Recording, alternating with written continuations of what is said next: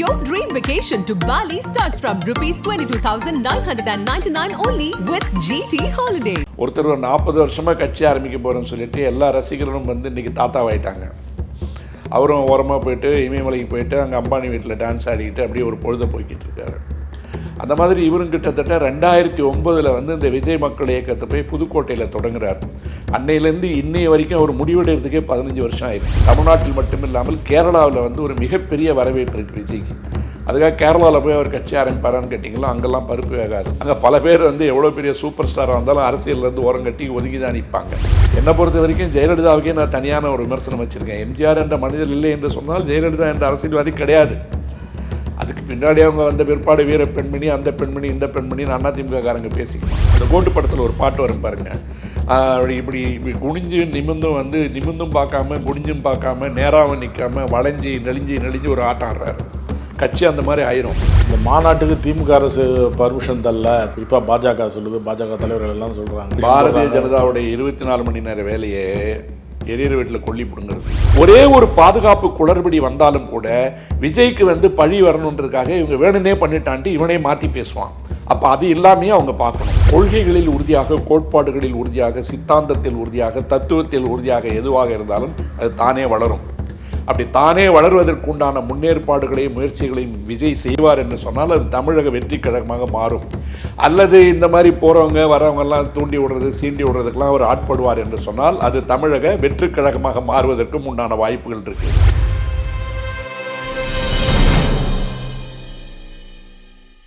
நக்கீரன் நேயர்களுக்கு வணக்கம். இன்று நம்முடன் கருத்துக்களை பகிர்ந்து கொள்ள இணைந்திருக்கிறார் சென்னை உயர்நீதிமன்ற மூத்த வழக்கறிஞர் திரு வே பாலு அவர்கள். வணக்கம் சார். வணக்கம் ராஜவேல். தமிழக வெற்றி கழகம் விஜயின் புதிய கட்சி உதயமாயிருக்கு. மிக கடுமையான விமர்சனங்களும் இருக்குது, எதிர்பார்ப்புகளும் இருக்குது. இந்த கட்சியோட வருகை செப்டம்பர் 23 மாநாடு விழுப்புரம் பக்கத்தில் விக்கிராண்டியில், அதுக்காக ஏற்பாடுகள் நடந்துகிட்டு இருக்கு.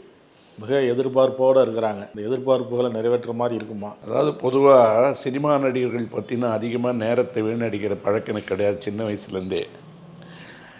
ஆனால் ஒரு அரசியல் கட்சி வந்து ஒருத்தர் ஆரம்பிக்கிறாரு, அது வந்து அரசியல் கட்சியாக பதிவு செய்யப்படுகிறது அப்படின்னு சொல்லும்போது அந்த முக்கியத்துவத்தை வந்து நம்ம கொடுக்கணும், வரவேற்கவும் செய்யணும். ஏன்னா நான் எப்போவுமே சொல்லுவேன், பாரதிய ஜனதா கட்சிக்கே இங்குண்டான இடம் இருக்கிறது, அவர்கள் தங்களை நிரூபிக்க வேணும் தான் சொல்லணும் வழி, அந்த கட்சியே இங்கே இருக்கக்கூடாதுன்னு நான் எப்பவும் சொல்ல மாட்டேன். ஆனால் தமிழக மக்களுடைய நலனுக்கும் இனத்திற்கும் எதிரான ஒரு இயக்கமாக அது இருக்கக்கூடாதுன்னு தான் என்னுடைய வாதம் இருக்கும் எப்பவும். அதனுடைய அடிப்படையில் விஜய் ஆரம்பித்திருக்கின்ற அந்த புதிய இயக்கம் கட்சியாக மாறி பதிவு செய்யப்பட்ட நிலையில் அதுவும் வரவேற்கப்பட வேண்டிய ஒன்று. ப்ரொவைடட் அப்படின்னு சொல்லுவாங்க, இதையெல்லாம் செய்தால் அப்படின்னு ஒன்று இருக்குது. அப்படியே ஆரம்பிக்கிற இடத்துல வந்து அவர் ரொம்ப நாளாகவே அவர் வந்து அரசியலுக்கு வரணும்னு அவருடைய ஆசையை வந்து அவங்க அப்பா வெளிப்படுத்திகிட்டு இருந்தார். அவர் அவங்க அப்பாக்கிட்டே வந்து கருத்து முரண்பாடு வந்து அவர்கிட்டே பேசாமல் இருந்தார், நான் கட்சி ஆரம்பிக்க மாட்டேன்னு. ஏதோ ஒரு படம், கத்தி திரைப்படம் நினைக்கிறேன், அதில் வந்து சிங்கப்பூர் அரசாங்கத்தோடு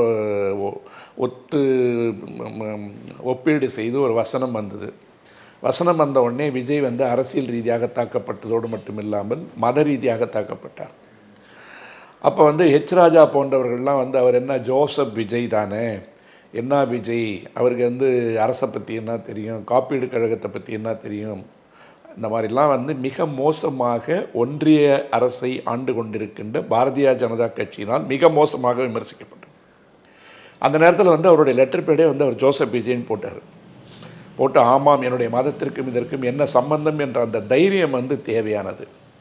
அதுக்கும் பிற்பாடு அவர் மேலே நிறைய கான்ட்ரவர்சி வரும்போது ஒரு கார் வாங்குறாரு, காருக்கு வரி கட்டாமல் நீதிமன்றத்துக்கு போகும்போது நீதிமன்றத்தினுடைய கண்டனத்திற்கும் ஆட்பட்டார். அதற்கு பின்னால் போய் அந்த வரியை கட்டிட்டு என் மேலே இருக்கின்ற அந்த பதிவுகளை எல்லாம் நீக்க வேண்டும்னு போட்டு அதை நீக்கிட்ட பிற்பாடு தான் வெளியில் வந்தார்.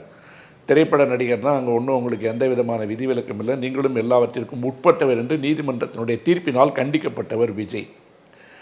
இப்படி இருக்கும்போது வந்து இது பல காலமாகவே அவர் கட்சி ஆரம்பிக்க போகிறார் அவங்க ரசிகர்கள் வந்து சொல்லிக்கிட்டு இருக்கிற நேரத்தில் ஒருத்தர் 40 வருஷமாக கட்சி ஆரம்பிக்க போகிறேன்னு சொல்லிட்டு எல்லா ரசிகர்களும் வந்து இன்றைக்கி தாத்தாவாயிட்டாங்க. அவரும் ஓரமாக போயிட்டு இமயமலைக்கு போயிட்டு அங்கே அம்பானி வீட்டில் டான்ஸ் ஆடிக்கிட்டு அப்படியே ஒரு பொழுதை போய்கிட்டு இருக்காரு. அந்த மாதிரி இவரும் கிட்டத்தட்ட 2009 வந்து இந்த விஜய் மக்கள் இயக்கத்தை போய் புதுக்கோட்டையில் தொடங்குறார். அன்னையிலேருந்து இன்னைய வரைக்கும் அவர் முடிவெடுக்கிறதுக்கே 15 வருஷம் ஆயிருக்கு. விஜய் மக்கள் இயக்கம் வந்து ஒரு அரசியல் இயக்கமாக மாறுமா இல்லையான்றதை பற்றி பிரச்சனை இல்லை. இது மக்களுக்கு சேவை செய்வதற்காக தொடங்கப்படுகின்ற இயக்கம்னு சொல்லி தன்னுடைய அரசியல் ஆசைகளை அவர் வெளிப்படுத்தி கொண்டே வந்து 15 வருஷம் கடந்துச்சு. இப்போ விஜய் கிட்டத்தட்ட 50 வயசாகுது.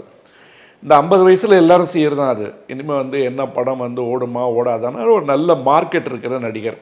தமிழ்நாட்டில் மட்டும் இல்லாமல் கேரளாவில் வந்து ஒரு மிகப்பெரிய வரவேற்பு இருக்குது விஜய்க்கு. அதுக்காக கேரளாவில் போய் அவர் கட்சி ஆரம்பிப்பாரான்னு கேட்டிங்களா, அங்கெல்லாம் பருப்பு வேகாது. அங்கே பல பேர் வந்து எவ்வளோ பெரிய சூப்பர் ஸ்டாராக இருந்தாலும் அரசியல்லேருந்து ஓரங்கட்டி ஒதுங்கி தான் நிற்பாங்க. இப்போ தான் கொஞ்சம் வந்து சுரேஷ் கோபி, முகேஷ் இவங்கெல்லாம் வந்து கொஞ்சம் அரசியலில் வந்து கொஞ்சம் ஆளுங்கட்சிக்கு ஆதரவாக நிலைப்பாடு எடுத்து அந்த அரசியல் அனுபவத்தை வந்து பெற தொடங்கியிருக்கிறார்கள். ஆனால் விஜயை பொறுத்த வரைக்கும் நீங்கள் வந்து பாருங்கள், தமிழ்நாட்டில் எத்தனையோ நடிகர்கள் வந்து எல்லாரும் எம்ஜிஆர் ஒப்பிட்டு பேசுவாங்க. என்னை பொறுத்த வரைக்கும் ஜெயலலிதாவுக்கே நான் தனியான ஒரு விமர்சனம் வச்சுருக்கேன். எம்ஜிஆர் என்ற மனிதர் இல்லை என்று சொன்னால் ஜெயலலிதா என்ற அரசியல்வாதி கிடையாது. அதுக்கு பின்னாடி அவங்க வந்த பிற்பாடு வீர பெண்மணி, அந்த பெண்மணி, இந்த பெண்மணி அதிமுககாரங்க பேசிக்கலாம். ஆனால் 1000 இருந்தாலும் வந்து அதுக்கு பின்னாடி இங்கே பாருங்கள், சிவாஜி கட்சி ஆரம்பித்தார், காணாமல் போயிட்டார். ஜானகி ராமச்சந்திரன் கட்சி ஆரம்பித்தது நிற்கலை. அப்புறம் வந்து என்னுடைய அரசியல் வாரிசு, என்னுடைய வாரிசு, கலை உலக வாரிசுன்னு எம்ஜிஆரால் அறிவிக்கப்பட்ட பாக்கியராஜ் கட்சி ஆரம்பித்தார், ஒன்றும் பண்ண முடியல. மிகப்பெரிய திறமைசாலியாக அந்த டி ராஜேந்தர் கட்சி ஆரம்பித்தார், காணாமல் போயிட்டார். சிவாஜி ஆரம்பித்து எல்லா சரத்குமார் வந்து கட்சி ஆரம்பித்தார், ராஜ்யசபா உறுப்பினரானார், 2 கட்சிக்கும் ஆதரவு நிலைப்பாடு எடுத்தார். அப்புறம் பார்த்தா ராத்திரி 2 மணிக்கு ராதிகாவோட கன்சல்ட் பண்ணிவிட்டு கொண்டு போய் கட்சியை வந்து அடகு வச்சுட்டார். இப்போ அடகு வச்சுட்டா அவர் பிஜேபியில் சேர்ந்துட்டார்.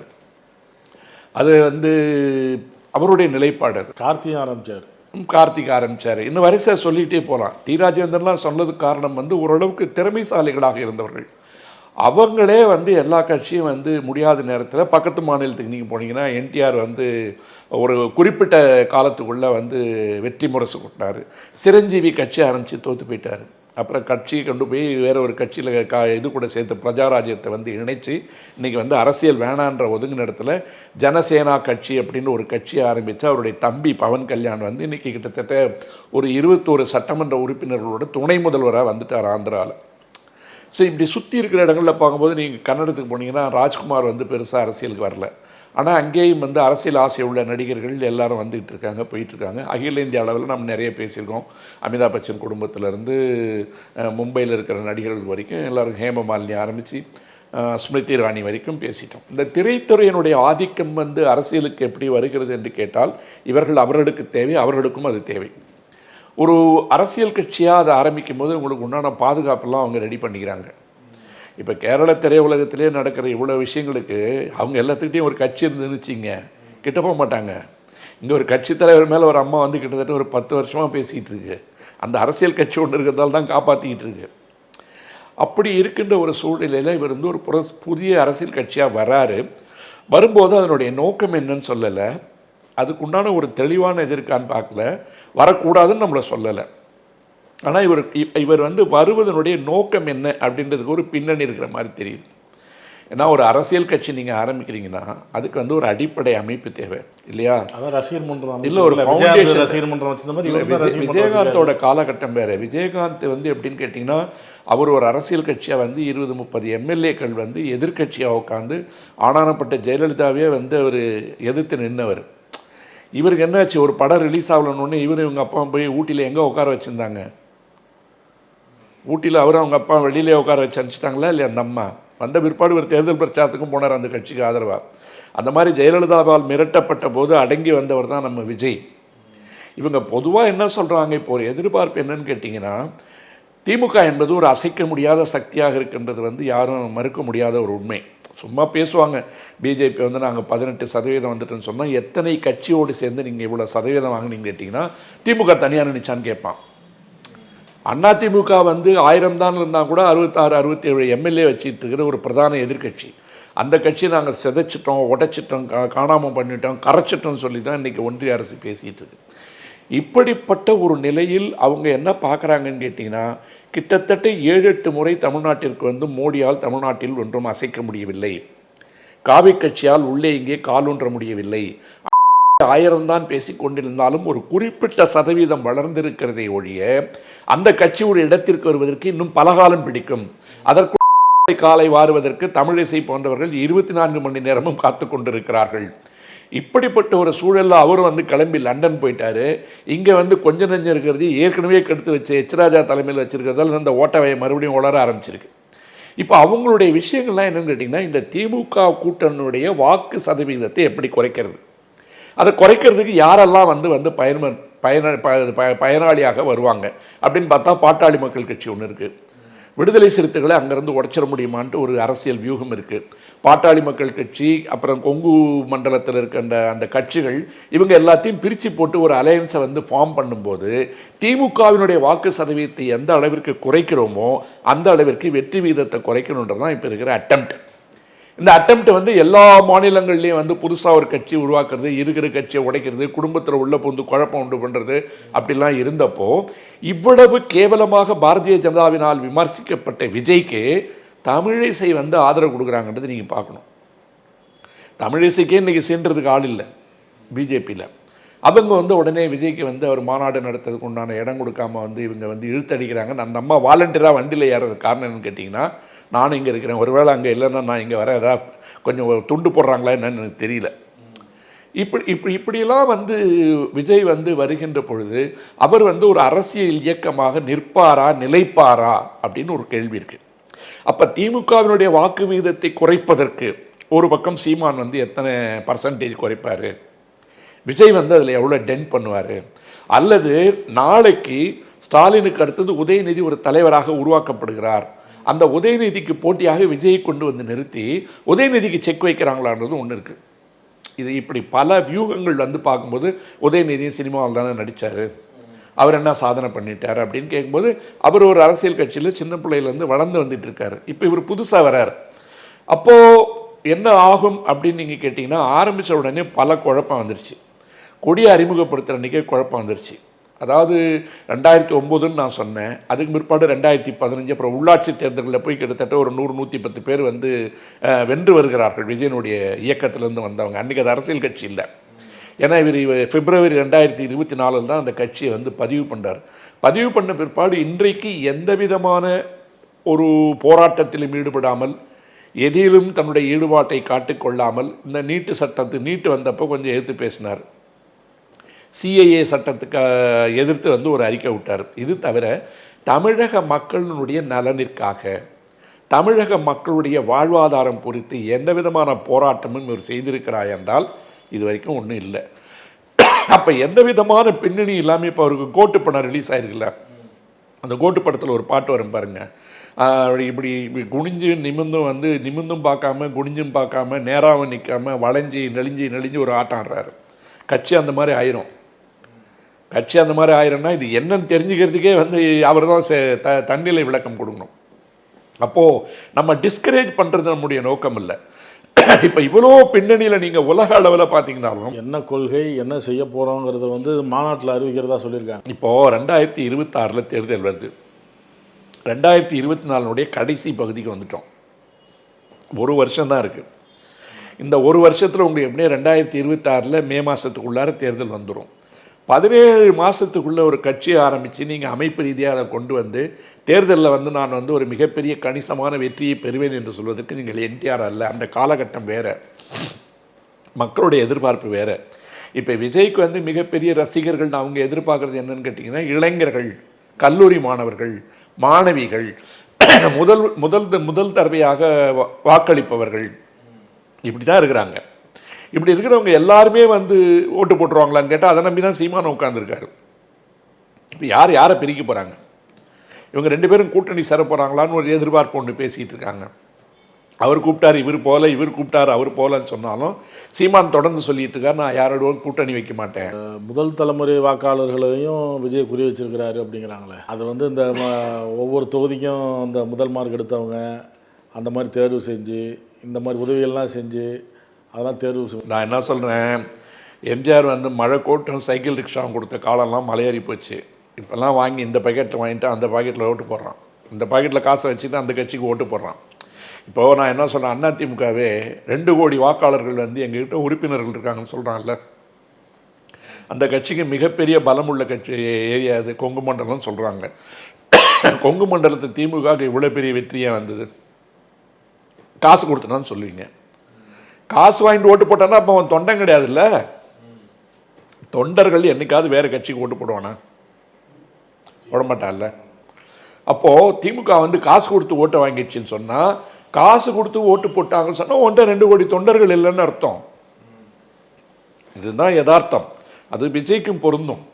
அந்த முதல் தரமாக வருகின்ற வாக்காளர்கள், முதல் தடவை வருகின்ற வாக்காளர்களை வந்து மையப்படுத்தி போகும்போது, அதுக்கு தான் சொன்னேன், ஏற்கனவே அங்கே ஒருத்தர் காத்துக்கிட்டு இருக்கார் துண்டு போட்டு, இவருக்கு முன்னாடி ஒரு சீனியர் இருக்கார். இவங்க 2 பேரும் வேணால் அதை டிவைட் பண்ணுறதுக்கு ட்ரை பண்ணலாம்.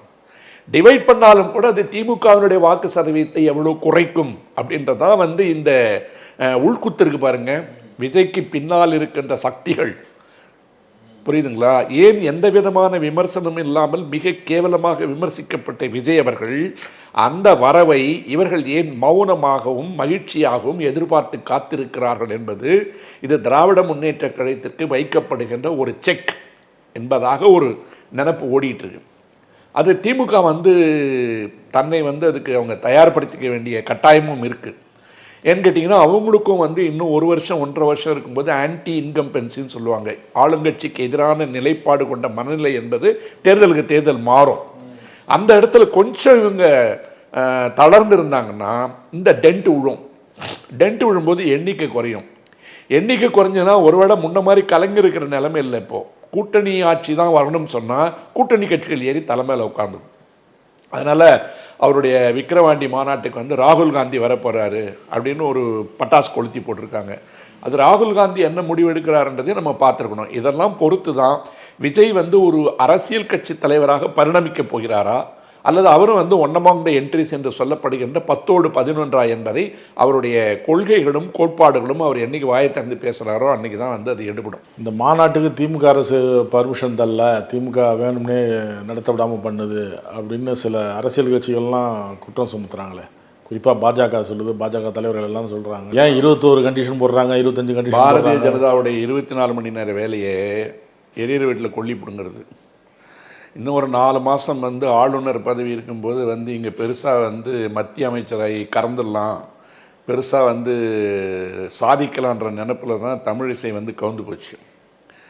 தமிழிசை சொல்கிற ஒரே ஒரு அறிக்கைக்கெலாம் நம்ம வந்து முக்கியத்துவமே கொடுக்க முடியாது. ஏனென்றால் சீந்துவாரிட்டு கிடக்கின்ற நேரத்தில் நானும் இருக்கிறேன் என்று பேசுகின்ற ஒன்றிற்கு அவ்வளோ மதிப்பு கிடையாது. நான் சொன்னது வேறு கோணம். அதாவது அவரை மிக கடுமையாக விமர்சித்தவர்களே மௌனம் காப்பதன் மூலமாக விஜயை கொண்டு வரதனுடைய நோக்கம் வந்து இந்த டென்ட்டுன்னு சொன்னேன். இப்போது 21 கேள்விகளை காவல்துறை கேட்டிருக்கிறது. ஆகவே வந்து அவருக்கு வந்து அனுமதி கொடுக்கறதுக்கு வந்து இவங்க வேணும்னே இழுத்தடிக்கிறாங்கன்ற விமர்சனத்தை இந்த ஊடக ரவுடிகள் வந்து இப்போ பேசிக்கிட்டு இருக்கான். அடிப்படை அறிவில்லாமல் வந்து ஒரு பொதுவான அறிவில்லாமல் ஒரு சட்டம் ஒழுங்கு பிரச்சனைனா என்னன்னு தெரியாமல் பேசுகிற அந்த பேச்சுக்கு நம்ம வந்து சட்ட ரீதியாகவும் கொஞ்சம் யோசிக்கணும். இப்போ ஒரு உதாரணத்துக்கு நம்ம வந்து சொல்லணும்னு கேட்டிங்கன்னா, விஜய் வந்து ஒரு சினிமா நடிகர் இல்லையா? இப்போ ஊட்டியில் போய் ஒரு ஷூட்டிங் வைக்கிறாருன்னு வச்சுக்கோங்க. அந்த இடத்துல ஒரு 50,000 பேர் வரான். சினிமா வந்து எப்போவுமே ஒரு 24 கிராஃப்ட்னு சொல்லுவாங்க. 24 துறைகள் ஒன்றாக இணைந்தால் தான் அந்த சினிமா வந்து ஒன்றா வேலை செய்யும். அப்போ ஒவ்வொருத்தருக்கும் அங்கே ஒரு பொறுப்பு இருக்குது, ஒவ்வொருத்தருக்கும் அங்கே ஒரு ரெஸ்பான்சிபிலிட்டி இருக்குது. இதெல்லாம் ஒன்றிணைந்தால் தான் வந்து ஒரு படத்தையே எடுக்க முடியும். இப்போ வெளிப்புற படப்பிடிப்பு அப்படின்னு சொல்லும்போது ஒரு 50,000 பேர் அந்த இடத்துல கூடுறாங்கன்னு வச்சுங்க. அந்த 50,000 பேரில் துணை நடிகர்கள் எவ்வளோ, அவங்களுக்கெல்லாம் எங்கே ரூம் போடணும், கதாநாயகனுக்கு எங்கே ரூம் போடணும், கதாநாயகன் ஃப்ளைட்டில் வந்துட்டு அந்த இடத்துக்கு வருவார், கேரவான் எங்கே நிற்கணும், அவர் வரும்போது கூட்டம் எவ்வளோ இருக்கும், அந்த கூட்டத்தை கட்டுப்படுத்துறது எப்படி, நீங்கள் வந்து தனியார் பாதுகாப்பு நபர்களை கூட்டு போய் பவுன்சர்களை நிறுத்துறதா அல்லது உள்ளூர் காவல்துறைக்கு சொல்லி அவங்க கொண்டு வரதா, அந்த இடத்துல அசம்பாவிதம் நடந்ததுன்னா அங்கே 100க்கு ஃபோன் பண்ணால் ஆம்புலன்ஸுக்கு என்ன ஏற்பாடு, மருத்துவ வசதிகள் என்ன ஏற்பாடுன்றதுலாம் ஒரு சினிமா ஷூட்டிங்கே உண்டு. இப்போ இவர் வச்சிருக்கிற நாள் வந்து செப்டம்பர் 23 என்பது பொதுவாக எல்லா அரசியல் கட்சிகளும் வந்து ஒரு சனி ஞாயிறில் தான் வைப்பாங்க. ஆனால் இவங்க வச்சிருக்கிறது வந்து 23 திங்கட்கிழமை ஒர்க்கிங் டே. அந்த ஒர்க்கிங் டே என்று வேலை நாளில் வைத்திருப்பது மட்டுமல்லாமல் இதுக்கு முன்னாடி விஜயகாந்த் வந்து எரஞ்சின்ற இடத்துல வந்து தேசிய நெடுஞ்சாலைக்கு பக்கத்தில் ஒரு மாநாடு போட்டார். மிகப்பெரிய சட்டம் ஒழுங்கு பிரச்சனை வந்தது, டிராஃபிக் ஜாம் ஆச்சு, நிறைய பேர் வந்தவன் போனவெல்லாம் அடிபட்டான். அதே மாதிரி விக்கிரவாண்டியனுடைய தேசிய நெடுஞ்சாலைக்கும் இந்த ரயில் சாலை போகுது இல்லையா, ட்ரெயின் ட்ராக்கு, இது ரெண்டுக்கும் நடுமத்தில் இருக்கிற இடத்த வந்து இவங்க செலக்ட் பண்ணியிருக்காங்க. அப்போது இந்த ஒட்டுமொத்தமாக இருக்கிற தேசிய நெடுஞ்சாலை திருச்சி நெடுஞ்சாலையில் எவ்வளோ தூரம் டிராஃபிக் ஜாம் ஆகுன்றது ஒன்று. உங்களுக்கு தெரியும் சனி ஞாயிறுலாம் இப்போ பார்த்தீங்கன்னா வெள்ளிக்கிழமை சாயந்தரம் வந்து அக்கம் பக்கத்தில் ஊருங்களுக்கு இருக்கவங்க எல்லாமே காரில் வெளியூர் போயிடுறாங்க. இப்போ கிட்டத்தட்ட திருச்சி வருகிறவங்க ஊருக்கு போயிடுறாங்க. வெள்ளிக்கிழமை சாயந்தரம்லாம் நீங்கள் வந்து கிட்டத்தட்ட காட்டாங்குளத்தூர் மதுராந்தகம் வரைக்கும் கூட வண்டி ஊர்ந்து தான் போவோம். கிளாம்பாக்கம் பேருந்து நிலையம் வந்த பிற்பாடு அது அதிகமாகிடுச்சு. திருப்பி வரும்போது பார்த்தீங்கன்னா ஞாயிற்றுக்கிழமை சாயந்தரம் 4 மணிக்குள்ளே வந்தீங்கன்னா நீங்கள் சென்னையில் நுழைஞ்சிடலாம். அதுக்கு மேலே வந்தீங்கன்னா நுழையிறதுக்கு 3 மணி நேரம் 4 மணி நேரம் ஆகும். அப்போ திங்கட்கிழமை காலையில் வந்து வெளியூருக்கு போன வண்டிங்க திரும்புறது ஒன்று, கல்லூரியிலேருந்து அலுவலகம் இருந்து எல்லாம் நடந்துக்கிட்டு இருக்கிற நேரத்தில் நீங்கள் அன்னைய தேதிக்கு மாநாடு வைக்கிற இடத்துல தேசிய நெடுஞ்சாலையினுடைய போக்குவரத்து என்ன, நெரிசல் என்ன ஒன்று. இது ரெண்டுக்கும் நடுவில் இருக்கிற இடத்துல அவங்க 21 கேள்வி என்ன கேட்டிருக்காங்கன்னு நான் வந்து கொஞ்சம் சட்ட ரீதியாக போய் பார்த்தேன். பார்க்கும்போது பார்த்தீங்கன்னா ஒரு அரசிற்கு சட்டம் ஒழுங்கை பாதுகாக்க வேண்டியது அவங்களுடைய கடமை. ஒரே ஒரு பாதுகாப்பு குளறுபடி வந்தாலும் கூட விஜய்க்கு வந்து பழி வரணுன்றதுக்காக இவங்க வேணுன்னே பண்ணிட்டான்ட்டு இவனே மாற்றி பேசுவான். அப்போ அது இல்லாமையே அவங்க பார்க்கணும். ரொம்ப நேர்மையாக யோசித்தோம்னா இவங்க என்ன சொல்கிறாங்க, வண்டிகளை வந்து நிறுத்துறதுக்கு ஒரு 28 ஏக்கர் ஒரு இடத்த நாங்கள் ஒதுக்கியிருக்கோம், இன்னும் வந்து ஒரு இடத்துல 20 ஏக்கர் ஒதுக்கியிருக்கோம், 48 ஏக்கர் ஒதுக்கியிருக்கோம், 2 வீலர்லாம் நிறுத்துறதுக்கு வந்து ஒரு ஏக்கர் ஒதுக்கியிருக்கோம் என்று சொல்லுகின்ற பொழுது அவங்க என்ன கேட்குறாங்கன்னு கேட்டிங்கன்னா, இந்த இடத்திற்கு வந்து நீங்கள் ஒதுக்கி இருக்கிற இடம் எவ்வளோ, எதுக்கு எப்படி ஒதுக்கியிருக்கீங்க, மாநாட்டு பந்தலுடைய அளவு என்னன்னு கேட்கறதுக்கு காரணம், இத்தனை ஏக்கரில் நீங்கள் போடும்போது ஒரு நபர் உட்கார்ந்தா எத்தனை சதுரடின்னு ஒரு கணக்கு இருக்குது. அந்த கணக்கு இருக்கும்போது நீங்கள் வந்து அவங்க என்ன சொல்கிறாங்க, தென் மாவட்டங்கள்லேருந்து வந்து ஒரு பகுதிக்கு வந்து ஒரு 500 பேர் ஒரு தொகுதிக்கு எடுத்துட்டா கூட கிட்டத்தட்ட 50,000 பேருக்கு மேலே வருது. இந்த பக்கம் வடக்கு இந்த பக்கம் எடுத்திங்கன்னா அங்கே ஒரு 50,000 பேர் வருது. அரசாங்கத்தினுடைய கணக்கின்படியே ஒரு 1.5 லட்சம் பேர் வராங்கன்னு வச்சுங்க. அந்த 1.5 லட்சம் பேருக்கு எவ்வளோ நாற்காலி போட போகிறீங்க, அந்த நாற்காலி போடும்போது அந்த பந்தலுடைய பாதுகாப்பு என்ன, அங்கே தீப்பற்றாமல் இருப்பதற்கு உண்டான ஏற்பாடுகள் என்ன, ஃபயர் சர்வீஸ் எங்கே நிறுத்தணும், எந்த பக்கமாக வண்டிகள் வருது எந்த பக்கமாக வெளியில் போகுது. ஏன்னா இத்தனை ஆயிரக்கணக்கான வண்டிகள் வரும்போது ஒன்று பின்னாடி ஒன்று தேசிய நெடுஞ்சாலை என்னன்னா மொத்த டிராஃபிக்கும் போயிடும். அப்போ உள்ளே போகிற வழி என்ன, வெளியில் போகிற வழி என்ன, தலைவர்கள் எந்த வழியாக உள்ளே வரப்போகிறாங்க, எந்தெந்த தலைவர்கள் வரப்போகிறாங்க. இப்போ உதாரணமாக வந்து அவங்க ராகுல் காந்தியை கூப்பிட்டுறேன்னு சொல்லிட்டு கடைசி நேரத்தில் சொன்னாங்கன்னு வச்சுங்க, அவர் வந்து இசட் கேட்டகரியில் இருக்கார், அவருக்கு உண்டான பாதுகாப்பு கொடுக்கணும். அப்போ யாரை கூப்பிட்டு வர போகிறீங்க. இந்த மாதிரி வந்து மருத்துவ உதவிக்கு ஆம்புலன்ஸுக்கு என்ன ஏற்பாடு பண்ணிடுங்க. ஏன்னு கேட்டிங்கன்னா இப்போ விஜயை பார்க்க வர்றவங்க எல்லாருமே கட்சி தொண்டர்கள் கிடையாது. வேடிக்கை பார்க்குறவனும் கொஞ்சம் பேர் வருவான். ஒரு சினிமா நட்சத்திரம்னு வரும்போது எதிர்பாராத அளவிற்கு கூட்டம் வருகின்ற போது என்னெல்லாம் நடக்கணும்னு ஒன்று இருக்குல்ல, அதை வந்து அனுமானித்து சாப்பாடு போட போகிறோன்னு சொல்கிறீங்க. இலை போட்டு போட போகிறீங்களா, பொட்டலமாக கொடுக்க போகிறீங்களா? பொட்டலமாக கொடுத்தீங்கன்னா அதை எங்கே வச்சு நீங்கள் டிஸ்ட்ரிபியூட் பண்ணிங்க. அப்போ அங்கே கும்பலில் நிற்கிற இடத்துக்கு உண்டான ஏற்பாடுகள் என்ன, தனியார் பாதுகாப்பு வந்து நீங்கள் எவ்வளோ போய் கொண்டு வர போகிறீங்க. அப்போ கிட்டத்தட்ட நீங்கள் 10 லட்சம் பேர் குலுங்கியது விக்கிரவாண்டின்னு போடணுன்னு ஆசைப்பட்றீங்க. அப்போ அந்த இடத்துக்கு ஒரு 3000-4000 காவல்துறை அதிகாரிகளோ காவல்துறை வரணுமே இல்லையா, அவங்க வாகனங்கள் நிறுத்துறதுக்கு உண்டான இடம் இது. காவல்துறையிலேருந்து வருகின்றவர்களுக்கு உணவு ஏற்பாடுகள் என்ன, அவங்க எங்கே நிற்பாங்க, அவர் எல்லாருக்கும் தண்ணி வசதி என்ன, இவ்வளோ விஷயங்கள் இருக்குது. இதையெல்லாம் செய்யலைன்னா எங்கேயாவது ஒரு இடத்துல சரியாக நடக்கணும் கூட மொத்த பழியும் அரசாங்கத்துக்கு வரும். இந்த கேள்வியை வந்து நீங்கள் மாநாடே நடத்தக்கூடாதுன்னு சொல்லலை. இப்போ உதாரணத்துக்கு வந்து RSS வந்து இங்கே மாநாடு நடத்த போகிறேன்னு சொன்னாங்க, கோர்ட்டுக்கெலாம் போனாங்க, பேரணி நடத்த போகிறேன்னு சொன்னாங்க. பேரணியில் வந்து நாங்கள் எங்கள் குச்சி எடுத்துக்கிட்டு தான் போவோம், தடி எடுத்துக்கிட்டு தான் போவோம்னு சொன்னாங்க. அதுக்கே வந்து எல்லா விதமான கட்டுப்பாடுகளையும் கொண்டு வந்ததற்கு பின்னால் நீதிமன்றத்துக்கு போய் உச்சநீதிமன்றமே நிபந்தனைகளோடு தான் அவங்க வந்து பேரணி நடத்தணும்னு சொன்னிச்சு. அதாவது கட்டுக்கோப்பான இயக்கம், நாங்கள் வந்து ஒழுக்கத்தினுடைய சீலர்கள் என்று பேசிக்கொள்ளுகின்ற RSSக்கே நீதிமன்றம் போய் நிபந்தனைகளோடு தான் வந்து வாங்கிட்டு வந்து அவங்க பேரணி நடத்தினாங்க. சரி, இதெல்லாம் கொடுக்கலங்க, என்ன விஜய் வந்து இதெல்லாம் ஏற்பாடு பண்ணிட மாட்டாரா, அவங்க ரசிகர்களே வந்து தொண்டர்கள் வந்து தொண்டர் அணியே எல்லாத்தையும் கூட்டத்தை கட்டுப்படுத்திடுமா, நடக்காது. சமீபத்தில் நமக்கு AR ரஹ்மான் ஒரு கச்சேரி நடத்தினார் மகாபலிபுரம் பக்கத்தில். சிக்கி சீரழிஞ்சு போயிடுச்சு AR ரஹ்மானோட. முதல்வரே மாட்டிட்டார் டிராஃபிக்கில். முதல்வர் டிராஃபிக்கில் மாட்டுறது மட்டும் இல்லை, அந்த மகாபலிபுரம் ரோடு வந்து அன்றைக்கி சின்னாபின்னமாயிடுச்சு. எத்தனை பேர் அழுது பேட்டி கொடுத்தாங்க, டிக்கெட்டு ஒழுங்காக கொடுக்கல, உள்ளே போகிற என்ட்ரி சரியில்லை, வெளியில் போகிற என்ட்ரி சரியில்லைன்னு ரஹ்மானோட பேர் கெட்டு போச்சு. அவர் செவனேன்னு போய் பாட வேண்டியவர். அந்த நிகழ்ச்சியினுடைய ஏற்பாட்டாளர்கள் செய்த குளறுபடியின் காரணமாக இனிமேல் வந்து ஏதாவது கான்செப்ட் நடக்கணும்னா அதுக்கு நிபந்தனைகள் கொடுக்க வேண்டிய அளவுக்கு ரஹ்மான் நிகழ்ச்சி வந்து ஒரு முன்னுதாரணமாயிடுச்சு. இப்போ சமீபத்தில் வந்து உத்தரப்பிரதேசில் ஒரு பைத்தியக்கார சாமியார் வந்து உட்கார்ந்தார், ஏதோ ஒரு பாபா போலே பாபான்னு வந்து உட்கார்ந்தார். அவர் உட்கார்ந்த இடத்துல ஒரு காலடி மண்ணை தொட்டுன்னு சொல்லிட்டு எல்லாரும் போய் ஒருத்தன் மேலே ஒருத்தன் விழுந்தான். எத்தனை பேர் செத்தான்? 140 பேர் செத்தான். 140 பேருக்கு மேலே செத்த பிற்பாடு ஒன்றிய அரசு ஆண்டு கொண்டிருக்கின்ற பாரதிய ஜனதா கட்சி ஆளுகின்ற இடன்ற காரணத்தால் என்ன கதை விட்டானுங்கன்னு கேட்டிங்கன்னா, மயக்க மருந்து கலந்து கொடுத்துட்டாங்களாம் எதிரிகள். யாருக்கு? பக்தர்களுக்கு. ஆமாம், பக்தர்களுக்கு வந்து மயக்க மருந்து கலந்து கொடுத்துட்டான்னு அந்த இன்வெஸ்டிகேஷன், அந்த புலன் விசாரணை என்ன வாயிற்று என்பதை 2-3 நாட்கள் செய்தித்தாட்களில் பரபரப்பாக பேசப்பட்டதே ஒழிய அதற்கு பின்னால் என்ன நடவடிக்கை எடுக்கப்பட்டதுன்னு கிடையாது. அவர் மேலே எஃப்ஐஆர் போடலாங்கிறாங்க. ஸோ எங்கே வந்து நீங்கள் பாருங்கள், அதிமுக வந்து மதுரையில் மாநாடு போட்டாலும் திரும்பி வர வழியில் ஒரு 4-5 பேர் ஆக்சிடென்ட் ஆகும்.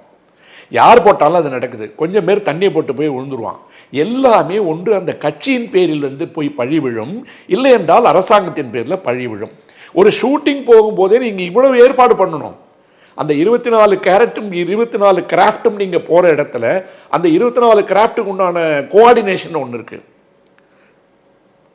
வெளியே அந்த வாகனம் வந்து எப்படி போகுது, எங்கே நிறுத்துறது, ஷூட்டிங் எங்கே. இப்போ இவங்க என்ன கேட்டிருக்காங்க, மின்சார அனுமதிக்கு நீங்கள் பர்மிஷன் வாங்கிட்டீங்களா? நீங்கள் எந்த இடத்தில் மாநாடு நடத்தப் போகிறீர்களோ அந்த உரிமையாளரிடம் நீங்கள் அனுமதி வாங்கியிருக்கீங்களா? இதெல்லாம் ஒரு சின்ன சின்ன பேப்பர் தானே. யாருடைய நிலமோ அந்த நிலத்து ஓனர் வந்து ஒரு சம்மதம் வந்து என்ஓசி ஒன்று கொடுக்க போகிறார், என்னுடைய அனுமதியோடு தான் அந்த இடத்துல நான் மாநாடு நடத்துறதுக்கு என் இடத்த கொடுத்துருக்கேன்னு சொல்ல போகிறார். இதெல்லாம் வாங்கி கொடுக்குறதுன்றது வந்து ஒரு 1 மணி நேர வேலை அல்லது 2-3 நாள் வேலை. நான் வந்து அந்த 21 கேள்வியும் படிச்சுட்டேன். 21 கேள்வியில் செய்ய முடியாதது என்று எதுவுமே கிடையாது, தேவையற்ற நிபந்தனைகள்னு எதுவுமே கிடையாது. இதை உடனே வந்து திமுக சொம்புமா 200 ரூபாய் ஊப்பிமா அந்த முட்டாப்பயலுங்கெல்லாம் பற்றி நான் கவலைப்படலை. ஒரு வழக்கறிஞராக நான் பார்க்கின்ற பொழுது நாளைக்கு ஏதோ ஒரு இடத்தில் எங்கோ ஒரு அசம்பாவிதம் நடந்தால் அது எந்த அரசாங்கமாக இருந்தாலும் அந்த அரசின் மீது அந்த பழி விழும். அல்லது ஓரிரு உயிரிழப்புகள் நடக்குமானால் துவக்கத்தின் போதே விஜய்க்கு வந்து அது ஒரு மன வருத்தத்தை உண்டு செய்கின்ற அளவிற்கு ஒரு அசம்பாவிதமாக மாறிவிடுவதற்கும் வாய்ப்புகள் உண்டு. அவரும் வந்து அதை அக்கறையோடு பார்க்கணும். ஏன்னா நீங்கள் எவ்வளோ பேரை பவுன்சரை கூப்பிட்டு வர போகிறீங்க, மேடையில் யாரை ஏற்ற போகிறீங்க, யாரை கீழ் வைக்க போகிறீங்க, வர்றவங்களுக்கு பாதுகாப்பு என்ன, எங்கேருந்து கிளம்பி எப்போ வராங்க, எல்லா ப்ரோட்டோக்கால் நீங்கள் கொடுக்கணுங்க. கொடுக்காம போய் நீங்கள் வந்து இங்கே ரசிகர் மன்ற கூட்டம் போடுங்க, கல்யாண மண்டபத்தில் வச்சுங்க, யாரும் கேள்வி கேட்க போகிறதில்ல. ஒரு அரசியல் இயக்கமாக நீங்கள் அறிமுகம் செய்கின்ற பொழுது உங்களை நீங்கள் அறிமுகப்படுத்துகின்ற மிகப்பெரிய நிகழ்ச்சி என்று உங்கள் வாழ்நாளின் சாதனையாக நீங்கள் நினைக்கின்ற இடத்தில், எதிர்பாராத அளவிற்கு ஒரு மக்கள் கூட்டத்தை எதிர்பார்க்கின்ற இடத்தில் எல்லா விதமான பாதுகாப்புகளையும் அரசாங்கத்தோடு ஒத்துழைத்து பெற வேண்டியது உங்கள் கடமை. அப்படி ஒருவேளை அரசாங்கம் வந்து இது வேண்டும் என்று இது இழுத்தடிக்கிறது என்ற உணர்வு இருக்குமானால் நீதிமன்றம் போங்க. ஆர்எஸ்எஸ் போயிருக்க ஏற்கனவே பல கட்சிகள் பல நேரங்களில் போய் எல்லாம் வந்து அனுமதி வாங்கி தான் பண்ணுறாங்க. அதை யாரும் தடுக்க போகிறதில்ல. ஆகவே இந்த சாயந்தரத்தில் வந்து சங்கிகளுடைய ஊடகங்கள் அல்லது வந்து இந்த டிஷர்ட் ரவுடிங்கெல்லாம் வந்து பேசுகிறதுக்கு விஜய் தடுக்கிறாங்க, விஜயை பார்த்தா பதறாங்க, விஜயை பார்த்தா உதறாங்கன்றதுக்கு வந்து அதெல்லாம் எம்ஜிஆர் காலத்திலேருந்து நடந்துட்டு இருக்கு. ஆகவே விஜய்க்கு வந்து நாம் வரவேற்பு கொடுத்தாலும் கூட இந்த அக்கறையை அவரும் செலுத்த வேண்டும். அது அவருக்கும் நல்லது, அது அவருக்கும் நல்லது. இப்போ நீங்கள் திமுகன்னு சொன்னோடனே ஒரு கேள்வி, இப்போ இப்படி வருகை திமுக வாக்கு வங்கியை பாதிக்கும் அப்படிங்கிறாங்க சில பேர். நீங்கள் இதை எப்படி பார்க்குறீங்க? திமுக வாக்கு வங்கியை பாதிக்குமா, இல்லை வர்றது அவருடைய வளர்ச்சிக்காகவா, இல்லை இன்னொரு தரப்பு சொல்லுது உதயநிதிக்கு ஆப்போசிட்டாக கொண்டாடுறாங்க அப்படின்னு இன்னொரு தரப்பு சொல்லுது. இப்போது எல்லாருக்கும் வந்து டார்கெட் பண்ணி உதயநிதியை சொல்கிறதுக்கு காரணம் என்னென்னு கேட்டிங்கன்னா, நான் நிறைய நிகழ்ச்சிகளில் வந்து சில நேரங்களில் வந்து அந்த சார்பு நிலையை நான் எடுக்கிறதுக்கு காரணம் என்னென்னு கேட்டிங்கன்னா, உதயநிதியை ஒரு அரசியல்வாதியாக, ஸ்டாலின் அவர்களை ஒரு அரசியல்வாதியாக, அல்லது தமிழக முதல்வராக கலைஞர் அவர்களை ஒரு அரசியல்வாதியாக விமர்சிக்கின்ற எல்லோருக்கும் வந்து உரிமை இருக்குன்னு நான் சொல்கிறேன். ஆனால் கீழ்த்தரமாக பேசுகின்ற சில 3ஆம் தர 4ஆம் தர நபர்கள் என்பது 2-3 கட்சியில் இருக்கான். அப்போ அவன் பேசுகிறதுனுடைய நோக்கம் வந்து இவன் ஏதோ உயர்ந்த இடத்துல உட்காந்துட்டு இவன் ஒரு பெரிய ஜாதிக்கார மாதிரியும் மற்றவங்கெல்லாம் கீழ் ஜாதிக்கார மாதிரி பேசுகிறான்னு சொல்லிட்டு நிறைய வாட்டி சொல்லிட்டேன். இது வந்து இந்த முதல்வருடைய குடும்பம் வந்து குறிவைத்து தாக்கப்படுவதற்குண்டான இழித்தனமான, ஈனத்தனமான, கேவலமான பிறப்பு வெறுப்புன்னு ஒன்று இருக்குது. அதை மறைக்கக்கூடாது. அதை உடைச்சிக்கிட்டு வரும்போது உதயநிதி என்பவர் தன்னுடைய அரசியல் நிலைப்பாட்டில் தளத்தில் உறுதியாக நிற்கிறன்றதை வந்து திமுகவே வந்து அவர் சொல்லிட்டார். 2 இடங்களில் நானே நிகழ்ச்சியில் பதிவு பண்ணியிருக்கேன். இந்த சனாதன எதிர்ப்புன்னு வரும்போது இந்தியாவில் எத்தனை இடத்துல கேஸ் போட்டு அவரை மிரட்டினாங்க இல்லையா? ஒன்றுமே இல்லை. காங்கிரஸ் வந்து கூட்டணி கட்சியில் இருக்குல்ல, கூட்டணி கட்சியில் தானே இருக்குது. அந்த தெலுங்கானா முதல்வர் இருக்கார், அவர் என்ன பேர், என்ன ரேவந்த் ரெட்டி. ரேவந்த் ரெட்டி ஸ்டாலின் உதயநிதிக்கு எதிராக ஸ்டேட்மெண்ட் கொடுத்தார். சனாதனத்தை எதிர்த்து பேசின உதயநிதி தண்டிக்கப்பட வேண்டும் என்று கூட்டணி கட்சியில் இருக்கின்ற தெலுங்காவினுடைய காங்கிரஸ் முதல்வர் பேசினார். வட இந்தியாவில் போய் அவர் பேரில் நிறைய வழக்குகள் போட்டாங்க. உச்சநீதிமன்றத்துக்கு போய் எல்லா வழக்குகளையும் வந்து ஒரு இடத்துக்கு கொண்டு வரணும்னு மனு போட்டிருக்காங்க. அப்போ உதயநிதி தான் எடுத்த கருத்தில் உறுதியாக நிற்பது ஒருபுறம் இருக்க, அவருடைய நிலைப்பாட்டில் அவர் அரசியலில் தெளிவாக முன்னேறி கொண்டிருக்கிறார். அதே நேரத்தில் உதயநிதிக்கு செக் வைக்கணும்னு நீங்கள் நினச்சிங்கன்னா, கொள்கையினுடைய அடிப்படையில், கோட்பாட்டினுடைய அடிப்படையில், முரண்பாடுகளுடைய அடிப்படையில், கருத்தியலினுடைய அடிப்படையில், தத்துவத்தின் அடிப்படையில் ஏற்று நிற்கிறத பற்றி தப்பு கிடையாது. ஆனால் அவர் குடும்பத்தை பற்றி பேசுகிறது, அவங்க அப்பா வந்து ரயில் ஏறி வந்தாருன்னா இவன்லாம் வந்து வாழ்க்கையிலே வந்தவனுங்க மாதிரியும், உலகத்தில் இருக்கின்ற எல்லா ஈனத்தனமான செயல்களை எல்லாம் செய்தவன் எவனோ அவங்களுடைய விமர்சனம் வந்து உதயநிதி வாரிசு அரசியல்னு எடுத்துக்கோங்க. அகில இந்திய அளவில் பெரிய பட்டியலே இருக்குது. நீங்கள் கூகுளில் போய் போட்டிங்கன்னா யார் வீட்டு வாரிசு எங்கே உங்கள் அகந்துக்கு வந்துருங்க, எல்லா இடத்துலையும் இருக்குது. ஒரு இயக்கத்தில் வந்து தான் பிள்ளைக்கு இப்போ தான் 6-7 வயசு ஆகுதுன்னு சொல்லிட்டு மனைவியோட அக்கா பையன்லாம் கூப்பிட்டு சுற்றுறாங்க அரசியல் வாரிசுன்னு, எல்லா இடத்துலையும் இருக்குது. அப்போ உதயநிதி வந்து வாரிசு அரசியல் தான் நீங்கள் சொன்னீங்கன்னா எங்கேயும் இல்லாத இடம் இல்லை. அகில இந்திய அளவில், அகில உலக அளவில் எல்லா இடத்துலையும் இருக்குது. புஷ்ஷோட பையன் தான் இன்னொரு புஷ் வந்து அமெரிக்கன் பிரசிடென்ட் ஆக முடிஞ்சுது இல்லையா? ஒரு பெரிய புஷ்ஷோட பையன் தான், புஷ் சீனியரோட பையன் தான் புஷ் ஜூனியர் பின்னாடி பிரசிடென்ட் ஆகிறார். அந்த மாதிரி அமெரிக்காவே உதாரணங்கள் இருக்குது. ஆனால் இந்த வாரிசு அரசியல் சொல்லும்போது வாரிசு என்கின்ற ஒரே காரணத்திற்காக அவர் முன்னேற்றத்திற்கு கொண்டு வரப்படுகிறாரா அல்லது சொந்த உழைப்பிற்கான ஒன்று இருக்குது. அப்போ உதயநிதிக்கு வந்து இந்த சனாதனத்தினுடைய எதிர்ப்பு என்பதில் இன்னமும் முன்வைத்த காலை அவர் பின்வைக்கவில்லை என்பது அவருடைய சிறப்பு. அது ஒரு கொள்கை உறுதி. ஆனால் இப்போது அரசியலுக்கு வர்றதுக்கு முன்னாடி அவர் சினிமா எல்லாத்தையும் ஒதுக்கிட்டு வந்துட்டார். அவரும் சினிமாவுடைய பலத்தை வந்து பயன்படுத்தினார்ன்றது உண்மை. ஆனால் நீங்கள் கொள்கையோடு பாருங்கள், கோட்பாட்டோடு பாருங்கள். ஆனால் ஒரு விமர்சனம் என்று வருகின்ற பொழுது நீங்கள் கீழ்த்தரமாக பேசுவதும், 3ஆம் தரமான மனிதர்களாக மாறி 4ஆம் தரமான விமர்சனங்களை வைக்காதீங்கன்னு தான் நான் சொல்கிறேனே ஒழிய, உதயநிதி யாரும் எதிர்க்கவே கூடாது, ஸ்டாலினை யாரும் எதிர்க்கவே கூடாது, கலைஞரை பற்றி எதிர்க்கக்கூடாது, ஜெயலலிதா பற்றி எதிர்க்கக்கூடாதுன்றதுலாம் கிடையாது. எல்லோருடைய கோட்பாடுகளும் எல்லோருடைய அரசியலும் விமர்சனத்திற்கு உண்டானது. யாரெல்லாம் கேவலமாக விமர்சிக்கிறீர்களோ உங்கள் அரசியலும் விமர்சனத்துக்கு உட்பட்டது. அந்த இடத்துல போய் விஜய் சிக்கிடக்கூடாது. அந்த விஜய் சிக்கிடக்கூடாதுக்கு என்னன்னு கேட்டிங்கன்னா, இந்த கொம்பு சீவராம் பாருங்க, தமிழிசை மாதிரி போய் கொம்பு சீவது பாருங்க. என்னன்னு கேட்டிங்கன்னா அவரை வேணும்னே தடுக்கிறாங்க. அதுக்கு தான் இவ்வளோ பெரிய பட்டியல் சொன்னேன் எதெல்லாம் கேட்டிருக்காங்கன்னு சொல்லிட்டு. ஒரு மருத்துவ வசதி என்னன்னு கேட்குறாங்க, ஆம்புலன்ஸ் இருக்கான்னு கேட்குறாங்க, யாருக்கிட்ட பர்மிஷன் வாங்கினீங்கன்னு கேட்குறாங்க, எத்தனை ஏக்கர்னு கேட்குறாங்க. ஒரு மனுஷனுக்கு இவ்வளோ சதுரடி வேணும்னு சொன்னால் 1.5 லட்சம் பேருக்கு எவ்வளோ நாற்காலி வேணும்னு சொல்கிறாங்க. இதில் எங்கே வந்து விதிமீறல் இருக்குது? இவ்வளோ டீட்டெயில்ஸும் கொடுத்தாதான் ஒரு அரசாங்கம் வந்து உங்களுக்கு ஒத்துழைச்சி பாதுகாப்பு கொடுக்க முடியும். அந்த அரசாங்கம் என்பது திமுகவுக்கு மட்டும் இல்லையா, எல்லாருக்கும் சேர்ந்தது தானே. அது அரசினுடைய கடமை, அதை செய்யணும். அவங்க நீங்கள் நியாயப்படி அவங்க கேட்குற 21 கேள்வியும் கொடுத்துட்டு அதுக்கு அவங்க ஏற்பாடு பண்ணலன்னு சொல்லுங்கள், அரசாங்கம் வந்து வம்பில் மாட்டிக்கும்.